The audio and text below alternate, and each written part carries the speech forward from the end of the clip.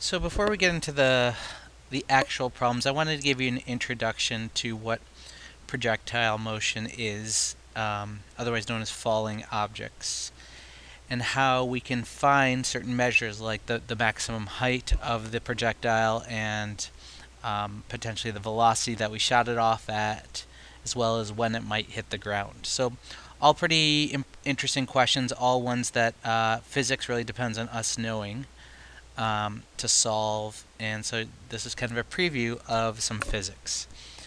So let's introduce the projectile motion equation to you first, and it looks a little daunting, but I think when we break it down, it's not going to be so bad.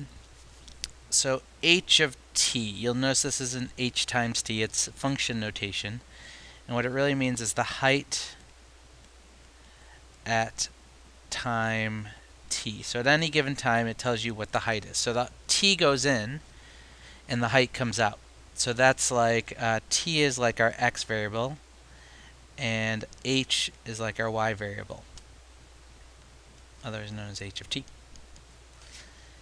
So that's the height at any time is equal to negative 1/2 times g. Now g is a constant number, and it's the force of gravity. It's a force thing, so it's not velocity, it's not direction, it's not height, it's a force.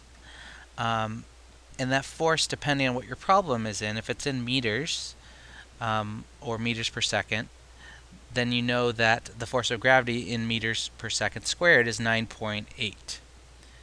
But if you're dealing with feet or feet per second in terms of your velocity or your height, then the force of gravity is going to be 32 feet per second squared.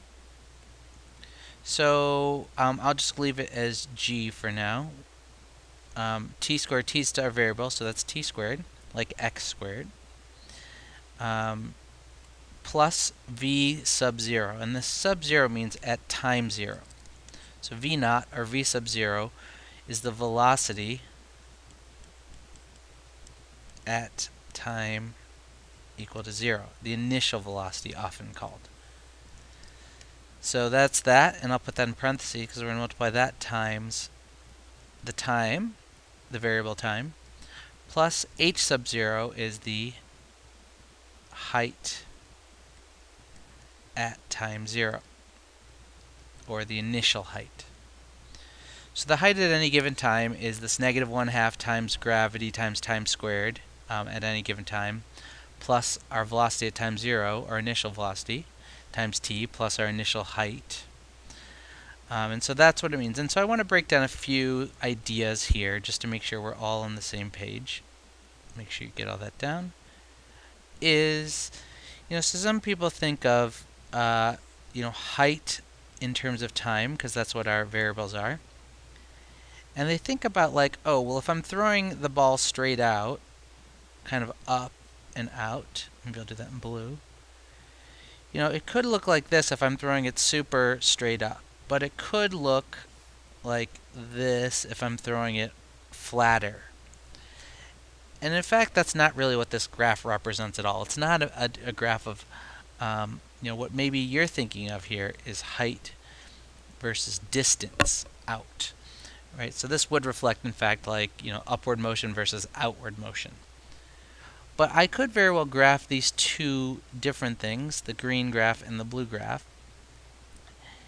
And let's look at some specific items, right? So for example, suppose this is 3 seconds, and this out here is 10 seconds.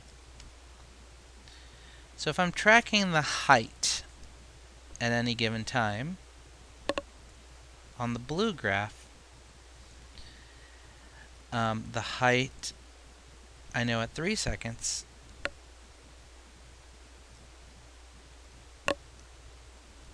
is 0, and I know the height at 0 seconds is 0. And I know it climbs to a height of I don't know, let's call this 15 meters, or 15 feet, whatever, 15 meters. So it climbs to 15 halfway. And we know that because of the symmetry of this parabola. Whereas the green graph, it doesn't actually climb very high at all. And in fact, if we were throwing it this flat, it would definitely not take 10 seconds. In fact, it would probably take shorter than the other one. In fact, this would probably be more like 1 second. So in fact, the green graph might look more like that from a height versus time graph, which is very different than the height versus outward distance graph. Right? We're just tracking height over time. Right? And so another way to think of it is, if I took a ball off a building and I threw it out this way,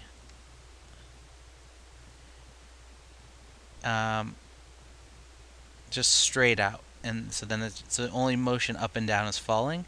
And if I held a ball right here and dropped it straight down, you'd in fact find that these balls hit at the same time and that their graphs would look exactly the same. One would be on top of each other.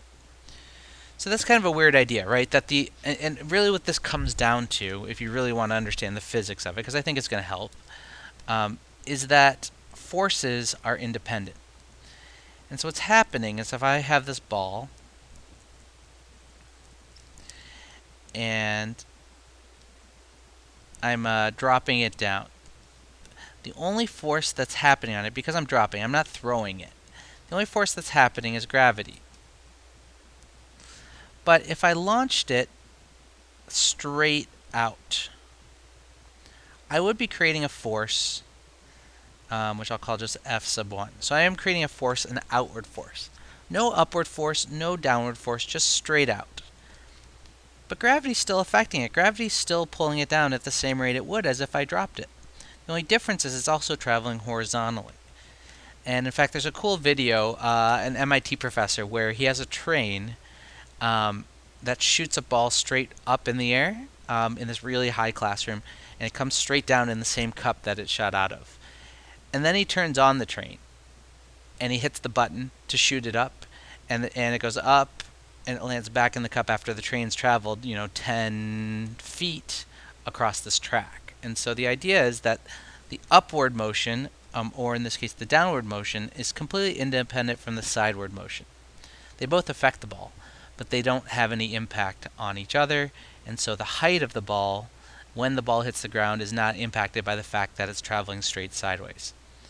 Now, of course, as you advance in mathematics, you're going to learn that if you throw the ball that way, in fact, what you're doing is you're creating both a portion of the horizontal force and a portion of the vertical force. So in fact, it will stay in the air higher because you're exerting some force on it upward as well as sideways. So again, this is an important equation. You're going to need to know it. You're going to need to know these two constants, 9.8 and 32. 9.8 meters per second squared and 32 feet per second squared. And the height at any given time is negative 1/2 gt squared plus initial velocity times t plus initial height. And once we do a lot of application of it, you'll start to get familiar with it and what these numbers are. And in fact, you're not even going to remember the 9.8 or the 32, but you'll remember the negative 1/2 of it because you'll just see it always next to the t squared variable. All right, we'll try some problems in the next opening.